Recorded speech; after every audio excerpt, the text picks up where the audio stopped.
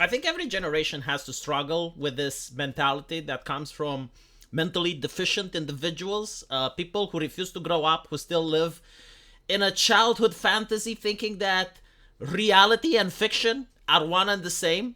I gotta say, I have nothing but disdain for these individuals, and every generation has to face them. When I grew up, it was literally that if you watch violent movies, if you enjoy watching slasher films, you must be a psychopath in the making. Like, why would you want to watch Jason Voorhees butcher a couple of teenagers in the movie, right? A normal person doesn't watch that. Why would you want to watch Texas Chainsaw Massacre? Like, normal individuals do not like to watch that. You know, it's just blood everywhere. There's the chainsaw. Like, a normal adult doesn't watch that. And, you know, at the time, you don't really have that many logical explanations. It's like, well, I'm not rooting for the killer. The reason that I watch it is because it raises my adrenaline. Like, it gives me certain feelings and emotions where I feel that I'm on the edge of my seat and I want to see how they escape. It's not because I'm rooting for the killer, right? And it's also due to the fact that I understand that that is fiction and it's not reality. And then as time moves on, you have like all these politicians from America that were basically saying that every failure from their making is due to video games, right? So like if you have a shooter, for instance, it's not the failure that the police officers didn't manage to stop him in time. It's not the failure of the policy. No. It is due to the fact that he was playing GTA. So, like, this was a normal individual, but GTA broke his mind.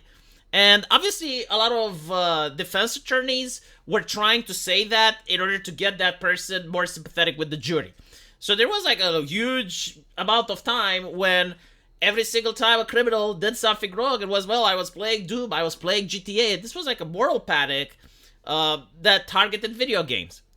Nowadays, we have a similar thing with anime. Like, there are individuals on Twitter which consider that if you like My Hero Academia or Uzaki-chan, which, you know, they're animes that aren't sexual in any way, shape, or form. Like, they're not pornographic, they're for teenagers. But because the female characters, which have, like, big tits and massive birthing hips, because canonically they're 16, they will say, oh, but she is but a child. She is but a child. How can you like something like that?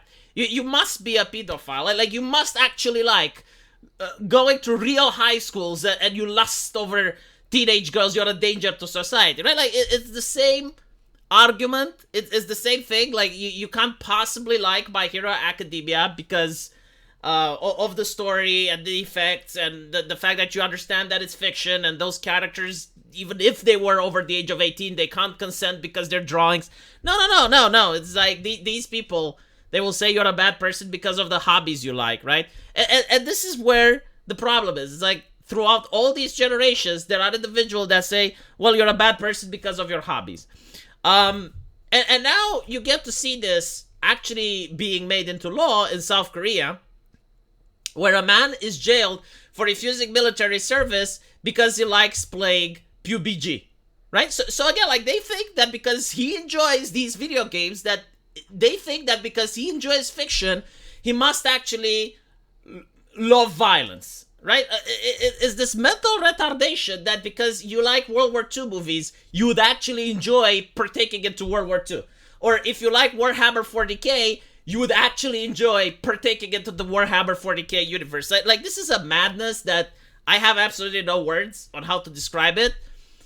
But it is what it is. So apparently the South Korean Supreme Court has upheld an 18-month prison sentence imposed on a South Korean man who refused to attend military service after being drafted.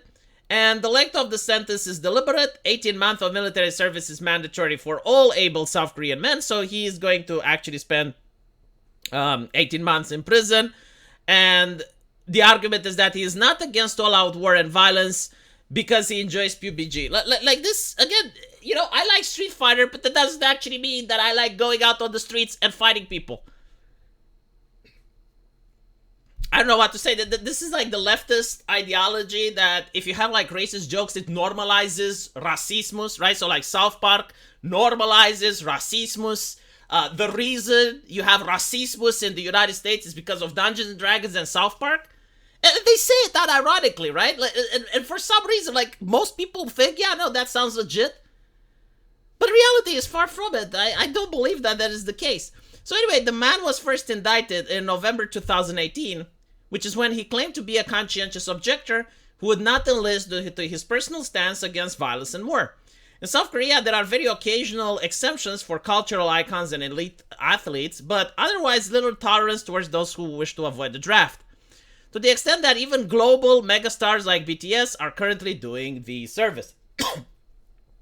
With that context, it's not especially surprising that the court had little sympathy for the man's claims of being a conscientious objector, but what's eyebrow is the logic that is used to get there. Like, again, you know, I understand that the man probably was trying to not get himself constricted. Like, I understand where he's coming from, but like, yeah, the argument is like, well, he can't be a conscientious objector because he plays video games is absolutely ridiculous. The defendant has not put any effort into spreading or realizing what he says is his ideological belief, such as working at an NGO related to anti-violence, anti-war, or peace. It further noted that there was no evidence of such behavior before he was drafted, but here we go. The defendant admitted that he frequently enjoyed playing the game Battlegrounds, which is about killing characters with guns in a virtual reality. The video game is different from reality, but the fact that the defendant, who says he is rejecting military service based on his personal opposition to violence or war, enjoys such a game makes the court question whether the decision of him being a conscientious objector is authentic.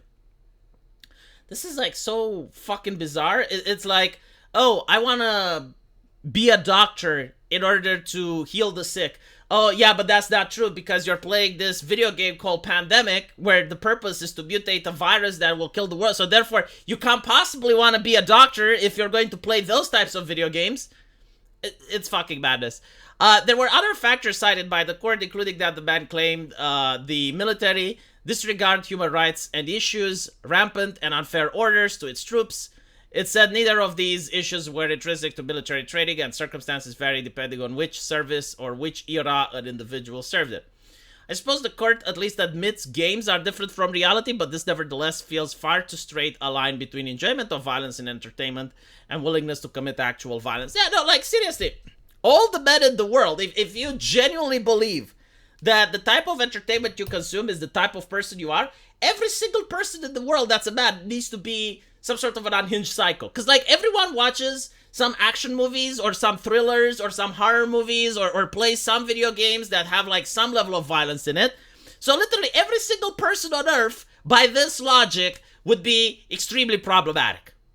Let me know what you guys think, though. And, as usual, I will see you in the comment section. Take care.